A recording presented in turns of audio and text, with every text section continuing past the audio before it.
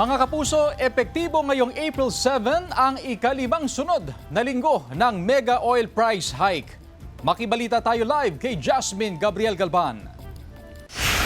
Jasmine?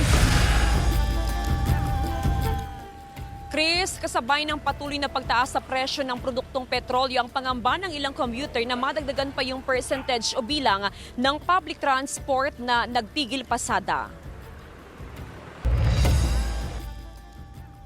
Sa ikalimang sunod na linggong mega oil price hike, pumapalo na ngayon sa 149 hanggang 154 pesos ang presyo ng kada litro ng diesel sa mga gasolinahan sa Pangasinan. Kung susumahin, halos 100 pesos na ang itinaas sa presyo nito. Mataas talaga, mataas na. Mahirap. Pinakaapektado ang transport sector. Sa monitoring ng Land Transportation Office, aabot na sa mahigit 45% ng mga jeep at bus ang tumigil sa pamamasada dahil sa sobrang taas ng presyo ng produktong petrolyo. Region-wide po ay meron na pong 45% na mga sasakyang pampubliko na hindi na po nagbibiyahe. Kasi po sa totoo lang po talagang talo po sila sa gastusin. Nagpapatupad na ng libreng sakay ang LTO Regional Office 1. Kaisa rito ang mga piling bus na biyaheng La Union. Sa susunod na linggo, inaasahang magkakaroon din ng libreng sakay na biyaheng Carmen Dagupan City. Araw-araw po ito hanggang kaya po ng aming logistics. So sana po ay tangkilikin po ng mga kababayan natin itong libreng sakay. Hiling ng mga pasahero na madagdagan ang bilang ng sasakyan para sa libreng sakay. Sana po meron hanggang umaga.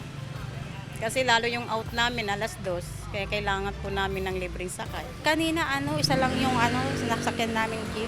Madaling araw ang pasukan namin. May nakatakdang pagpupulo ang LTO sa mga LGU para magkaroon ng konkretong plano o hakbang na hindi maapektuhan ng mga commuter.